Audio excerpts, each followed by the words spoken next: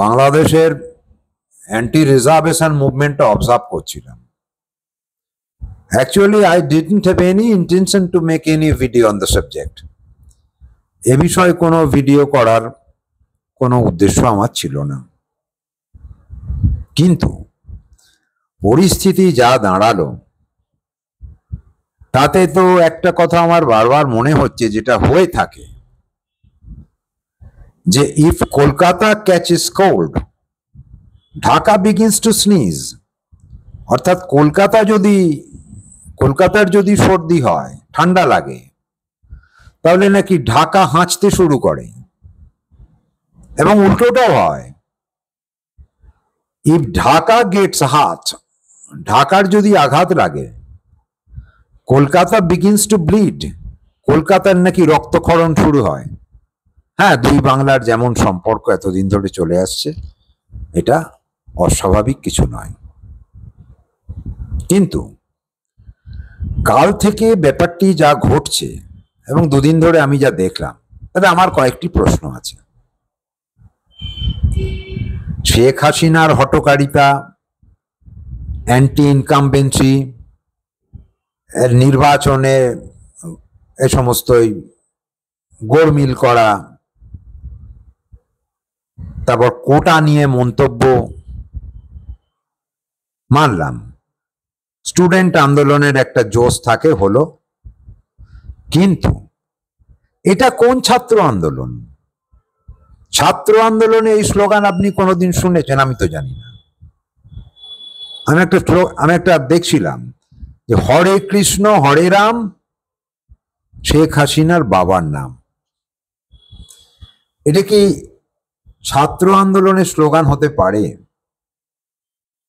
তাহলে কি আমায় ধরে নিতে হচ্ছে যে ছাত্ররা যদি জেনে বুঝে এই স্লোগান দিয়ে থাকে, তাহলে আমায় মানতে হয় যে এই সব ছাত্রই সাম্প্রদায়িক?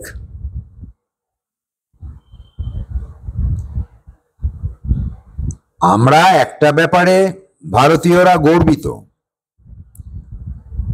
আমাদের কোনো প্রধানমন্ত্রীকে, আমাদেরও তো বয়স হলো, বহু উত্থান পতন, এত ভোট, এত নির্বাচন, এত পালাবদল দেখেছি, কিন্তু আমাদের কোনো প্রধানমন্ত্রীকে অন্য দেশে গিয়ে পালাতে হয়নি। আবার এও হয়নি, যেমন ৭৫ সালে এমার্জেন্সির পর, যখন জরুরি অবস্থা ছিল,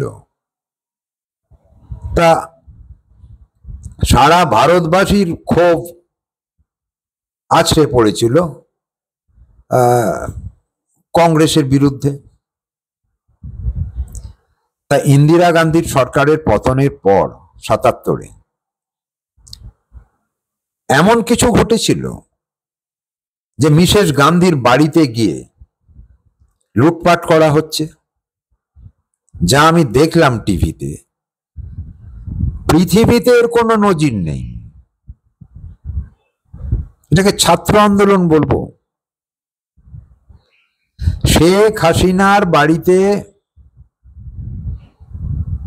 তার জামা কাপড় নিয়ে, ইভেন আন্ডারগার্মেন্টস নিয়ে উন্মত্ত পৈশাচিক উল্লাস, রান্নাঘরে ঢুকে খাবার দাবার এমন ভাবে খেয়ে নিচ্ছে। আমার তো সেই গল্পটা মনে পড়ে যাচ্ছিল, সেই মিউজিশিয়ানস অফ ব্রেমেন্স,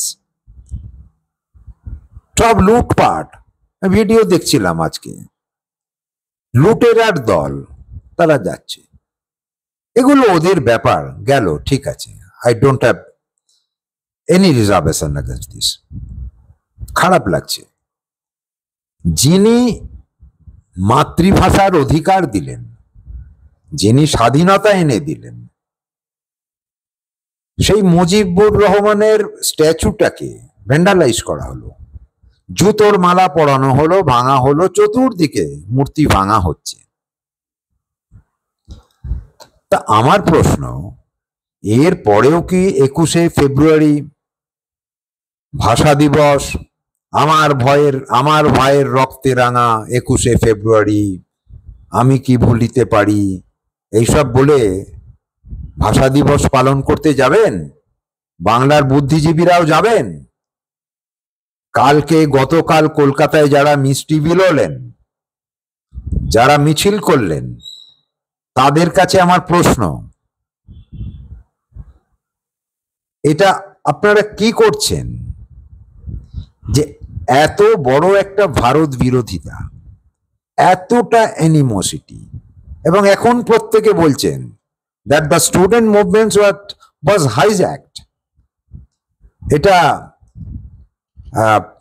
ফান্ডামেন্টালিস্টরা, মৌলবাদীরা, তারা এই আন্দোলনকে ধরে নিয়েছে,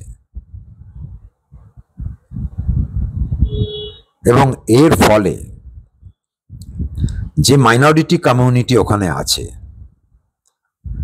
তাদের যে একটা বড় এক্সোডাস, একটা রিফিউজি হয়ে ভারতবর্ষে হবে না 4-5টা রাজ্যে,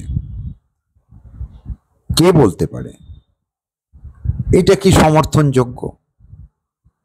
সরকারের পতন হয়, স্বৈরাচারের বিরুদ্ধে গলা তুলেছে, ভালোই লেগেছে, কিন্তু এটা কি? এটা কি কোনো মুভমেন্ট? কাল থেকে যত রক্তপাত হচ্ছে, প্রচুর মানুষ মারা গেছেন, এবং বাংলাদেশে সংখ্যালঘু হিন্দুদের ওপর যে অত্যাচার হচ্ছে, no one raises voice against this. আপনারা কেমন বুদ্ধিজীবী? সমস্ত কিছুতে অন্ধভাবে, যারে দেখতে নারী তার চলন বাঁকা, এই নীতি নিয়ে চলে যাব? এটা সম্ভব? এই করে নিজেরা তো একদম নিজেদেরকে অ্যান্টি ন্যাশনাল তকমা লাগিয়ে দিচ্ছেন গায়ে। এটা কখনোই সমর্থনযোগ্য নয়। আমি চাইব, আমি কেন, আমরা প্রত্যেকেই চাইব, যারা সুস্থতা, শান্তির পক্ষে, তারা চাইবে বাংলাদেশের স্টুডেন্ট মুভমেন্ট যেটা শুরু হয়েছিল তা যেন ছাত্রদের হাতেই থাকে, কিন্তু অন্য কেউ, অন্য কোনো শক্তি তারা ট্রাবলড ওয়াটারে মাছ ধরে চলে যাক ঘোলা জলে, এটা কখনো কাম্য নয়। সুতরাং একটা কোনো মুভমেন্ট বা কোনো ঘটনার মেরিট না দেখেই আগে থেকে তাকে সমর্থন করা বা তার বিরোধিতা করা, এটা করবেন না। যারা এখানে এই মুভমেন্টটাকে সমর্থন করছিলেন তারা কি জেনে বুঝে করছিলেন? যদি জেনে বুঝে সচেতনভাবে একে সমর্থন করে থাকেন, তাহলে তো বলতে হয় আপনারা communal, and you should be punished. জানাবেন আমি ভুল বললাম কিনা, আমার ভুল হতে পারে, কিন্তু আমার এগুলো মনে হয়েছে। ধন্যবাদ।